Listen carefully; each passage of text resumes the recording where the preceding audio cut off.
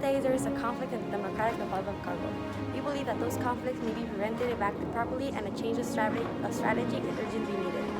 GTI, Justice Through Institutions, is a non-governmental organization with the proposal of creating a peaceful environment by improving education and social structure. In order to understand this situation more, we interview someone with the geopolitical background. So my name is Wansila Nagrema. I'm not from Congo, but I'm a little bit familiar with some of the social justice issues in Africa. I'm originally from Togo. Congo used to be called Zaire. So I left my native country almost 18 years now. So I left right after high school and I came right to the United States for college. First, the opportunity for higher education was one of them. I don't think I would have had the same access to the quality education that I would if I had stayed home. I also learned independence, right? So in Africa, we tend to live in communities. You are raised by your parents, your uncles, your grandmothers. It's a very extended family. So moving away and living on my own in the US, I was able to gain more independence. I was able to make decisions on my own, what's best for my future, my education, my career. So I don't think I would have had that stability. And one thing a lot of people don't know, because I don't talk about it, I came here as a political refugee because my country at the time was going through a lot of political upheaval, a lot of oppression against from governments.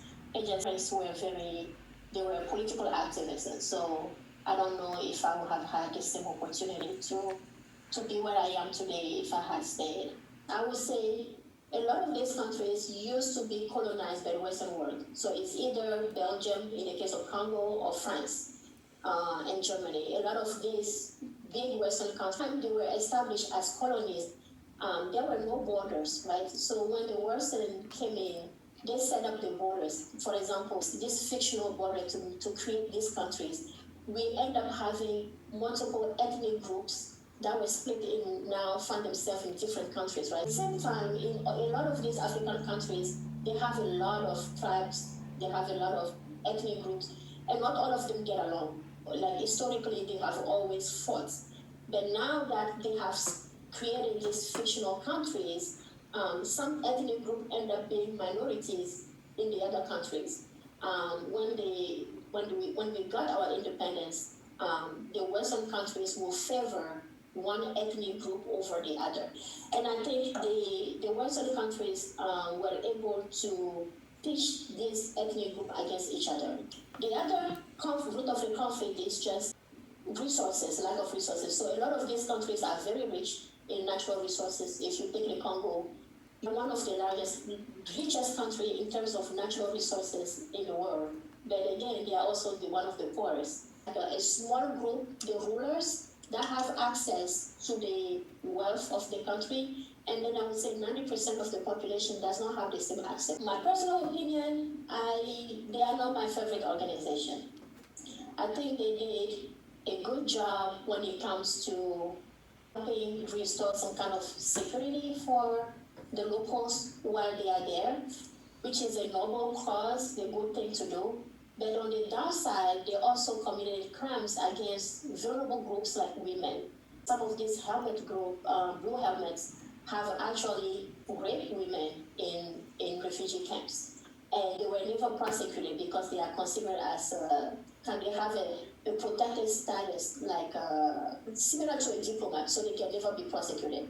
A lot of them were French nationals. They are important, but at the same time, they need to be measured to kind of control how they try to help the local population, because some they went there to help restore peace and then ended up abusing vulnerable groups. Women were kind of they needed help if they needed, like, okay, they were promised food or this in exchange of sex. So they would not call it rape, but technically these women didn't have any other choice, so they were forced to do it.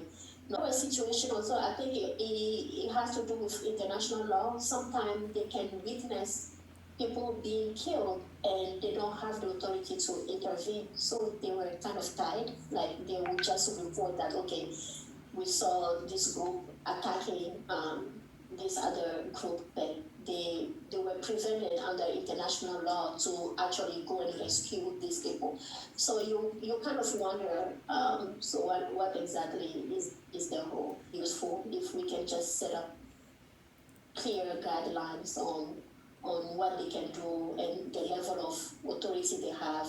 And of course, there needs to be accountability. If they commit crimes against the locals, they should be held accountable. There are a lot of NGO already working on the ground. Some of these countries, they don't allow NGO to do what they're supposed to do. Like some NGOs are not allowed to, for example, train women on how to become more assertive, like offer them jobs, like training skills. If the government sees the NGO as doing some political activism, they see it as a threat to their ruling, they will, for example, deny you permits to operate. Or sometimes the NGOs' hands are tied. They can only do like humanitarian things. Like personally, I think giving people providing access to education is number one. A lot of these communities still don't have access to basic education. If your local citizens are not educated about their rights, what they deserve to have, what they are entitled, and how to assert their rights, NGOs can focus on providing that. It will be helpful. Definitely empowering women, the most vulnerable group. They are the least likely to go to school. They don't have access to, some of them are even not allowed to vote. So if you don't have a right to vote, how can you assert your rights? Being able to allow women to be more independent is one aspect where NGOs can help. I think just providing food or clothes is not enough. I think we need to give people, empower them with tool skills, things that will help them to make decisions for themselves. We also need to encourage what we call more fair trade. Right now, a lot of these countries are agricultural there, but I don't think a lot of these Western countries are purchasing. They set the price of buying these natural resources. These countries are not organized enough to decide how much they want to, how they want to sell their natural resources. So the Western world control that. They set the price, and usually they set the price way below market. So it still does not give the country enough wealth to invest into their local citizens, not just a one-way type of trade where it benefits just one group at the expense of the other. We need to set clear priorities on what is important for them.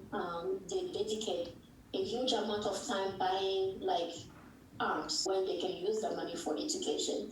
And a lot of these countries, they purchase this arm from the United States, France, Belgium. They make billions. A lot of Western countries, they have organizations, I don't know if you heard of the World Bank or the IMF.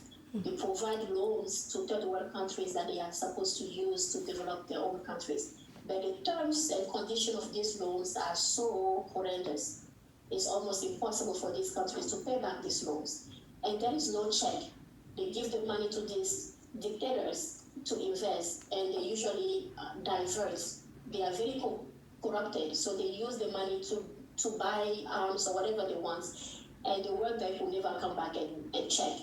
They don't have clear guidelines on how to hold this government accountable for the loans that they are receiving.